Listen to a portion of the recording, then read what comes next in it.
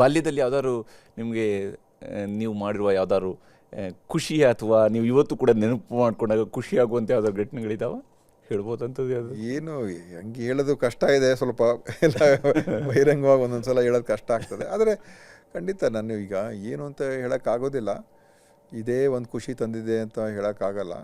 ಆದರೆ ಆಮೇಲೆ ಹೇಳ್ತೀನಿ, ನೋಡೋಣ, ಯೋಚನೆ ಮಾಡ್ಕೊಂಡು ಹೇಳ್ತೀನಿ. ಖಂಡಿತ. ಇಲ್ಲಿ ರಾಜಕೀಯಕ್ಕೆ ಬಂದರೆ ನೀವು MLA ಕೂಡ ಆದ್ರಿ, 99ರಲ್ಲಿ ತಾವು MLA ಆದ್ರಿ. ಅಲ್ಲಿಂದ ನಂತರ ಸತತವಾಗಿ ಗಾಂಧಿನಗರದ ಜನ ನಿಮ್ಮನ್ನ ಗೆಲ್ಲಿಸ್ಕೊಂಡು ಬಂದರೆ, ಕ್ಷೇತ್ರ ಪುನರ್ವಿಂಗಡಣೆ ನಂತರವೂ ಕೂಡ ನಿಮಗೆ ಜನ ನಿಮ್ಮನ್ನು ಬೆಂಬಲಿಸ್ತಾ ಬಂದಿರುವಂಥ ಯಾವ ಸ್ವರೂಪದಲ್ಲಿ ಈ ಕ್ಷೇತ್ರದಲ್ಲಿ ನಿಮಗೆ ಜನರ ಜೊತೆಗಿನ ಸಂಬಂಧದ ಬಗ್ಗೆ ನೀವು ಏನು ಹೇಳ್ತೀರಿ? ಈಗ ತಾವು ಹೇಳಿದಾಗ ಈಗ 99ನೇ ಇಸ್ವಿ, ಈಗ 27ನೇ ವರ್ಷ ಇದು. ಹೌದು.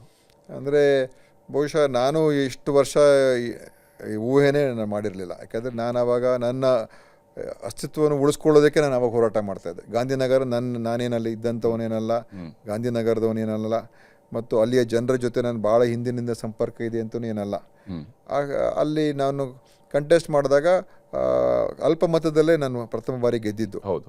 1200-300 ಓಟಲ್ಲಿ ಗೆದ್ದಿದ್ದು.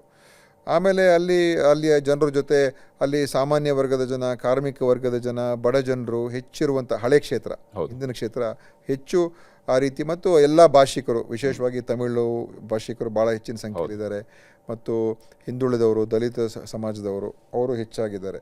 ಅವ್ರ ಜೊತೆಯಲ್ಲಿ ನಾನು ಸಾಮಾನ್ಯವಾಗಿ ಬೆರೀತಾ ಇದ್ದೆ. ನನ್ನಲ್ಲಿ ಏನು ಯಾವುದೇ ಒಂದು ಬೇರೆ ನನಗೇನು ಜನರ ಜೊತೆ ಇರೋದು, ಮಾತಾಡೋದು, ಅದಕ್ಕೆ ಏನೂ ನನಗೆ ಸಮಸ್ಯೆನೇ ಇರಲಿಲ್ಲ. ಸೊ ಅವ್ರು ನನ್ನ ಅಕ್ಸೆಪ್ಟ್ ಮಾಡಿಕೊಂಡ್ರು. ಮತ್ತು 2ನೇ ಬಾರಿ ನಾನು ನಿಂತ್ಕೊಂಡಾಗ ಭಾಳ ದೊಡ್ಡ ಅಂತರದಲ್ಲಿ ಮತ್ತೊಮ್ಮೆ ಗೆಲ್ಲಿಸಿದ್ರು, ಮತ್ತು ಅದೇ ಸಂಪರ್ಕ ಹಂಗೇ ಬೆಳ್ಕೊಂಬಂದ್ಬಿಡ್ತು.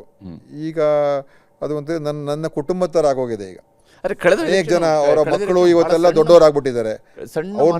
ನೀವು ಕಳೆದ ಬಾರಿ ಏನಾಯ್ತು, ನೀವು ಏನು ತಪ್ಪು ಮಾಡಿದ್ರಿ ಅಂತ ಅನ್ಸುತ್ತಾ, ಅಥವಾ ಯಾವ ಕಾರಣಕ್ಕೆ ಆ ರೀತಿ ಹೇಳಿದ್ರೆ ಅದೇನಾಯಿತು, ನಾನು ಕಳೆದ ಬಾರಿ ಸ್ವಲ್ಪ ನನ್ನಿಂದನೂ ಕೂಡ ಕೆಲವು ತಪ್ಪುಗಳಾಗಿದೆ. ಅಂದರೆ ಸಂಪರ್ಕ ಕಮ್ಮಿ ಆಗೋದು. ನಾನೇನಾಯಿತು, ನನಗೆ ಒಂದ್ಸಲ ಇನ್ಚಾರ್ಜ್ ಆಗಿದ್ರಿ. ಇಲ್ಲ, ಅದಕ್ಕೆ ಮುಂಚೆ ಪಾರ್ಟಿ ಅಧ್ಯಕ್ಷನಾಗಿದ್ದೆ. ಹೌದು. ಆವಾಗ 1.25 ವರ್ಷ ಅದು ಪೂರ್ತಿಯಾಗಿ ಆವಾಗ ಕೋಯಲಿಷನ್ ಗೌರ್ಮೆಂಟು ಸರ್ಕಾರ ಬೀಳುವಂಥದ್ದು, ಆಪರೇಷನ್ ಕಮಲ, ಉಪಚುನಾವಣೆ, ಸೊ ಅಲ್ಲೇ ನನ್ನ ಸಮಯ ಹೊರಟೋಯ್ತು.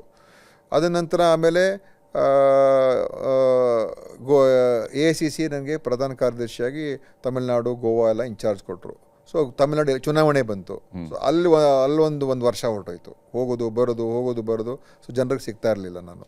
ನಂತರ ಅದಾದಮೇಲೆ ಇನ್ನು ನೆಕ್ಸ್ಟ್ ಮುಂದಿನ ವರ್ಷ ಗೋವಾ ಬಂತು. ಸೊ ಸತತವಾಗಿ ಹೆಚ್ಚು ಕಡಿಮೆ 3.25 ವರ್ಷ ನಾನು ಕ್ಷೇತ್ರದಲ್ಲಿ ಬರೋದು ಬಹಳ ಕಮ್ಮಿ ಆಗೋಯ್ತು, ಮತ್ತು ಜನಸಂಪರ್ಕ ಕಮ್ಮಿ ಆಗೋಯ್ತು, ಮತ್ತು ಅಭಿವೃದ್ಧಿಯಲ್ಲೂ ಕೂಡ ನಾನು ಸ್ವಲ್ಪ ಹಿಂದೇಟಾಗೋಯ್ತು.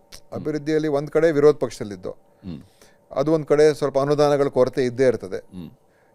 ಆಮೇಲೆ ನಾನು ಕೂಡ ನಿಂತು ಎಲ್ಲವನ್ನು ಕೂಡ ಫಾಲೋಅಪ್ ಮಾಡಿ ಸಮಯ ಕೊಡೋಕ್ಕಾಗ್ತಾ ಇರಲಿಲ್ಲ, ಮತ್ತು ಅದು ಒಂದು ಸಮಸ್ಯೆ ಆಯಿತು. ಸೊ ಸಂಪರ್ಕದ ಕೊರತೆ, ಅಭಿವೃದ್ಧಿಯ ಕೊರತೆ ಎರಡೂ ಆಯಿತು. ಮತ್ತು ಇನ್ನೊಂದೇನೆಂದರೆ, ನನ್ನ ವಿರುದ್ಧ ಇರುವಂಥ ಓಟ್ಗಳೆಲ್ಲ ಅದು ಒಂದು ಕಡೆ ಬಂತು ಈ ಚುನಾವಣೆಯಲ್ಲಿ. ಹಿಂದೆ ಎಲ್ಲ ಅದು JDS ಅವ್ರು ಸ್ವಲ್ಪ ಓಟ್ ತೊಗೊಳ್ತಾಯಿದ್ರು, ಬೇರೆಯವ್ರು ನಿಂತ್ಕೊಂಡು ತೊಗೊಳ್ತಾ, ಆ ಥರ ಆಗ್ತಾಯಿತ್ತು. ಈ ಸಲ ಏನಾಯಿತು, ಅದೆಲ್ಲ ಒಂದೇ ಕಡೆ ಕೇಂದ್ರೀಕೃತ ಆಯಿತು.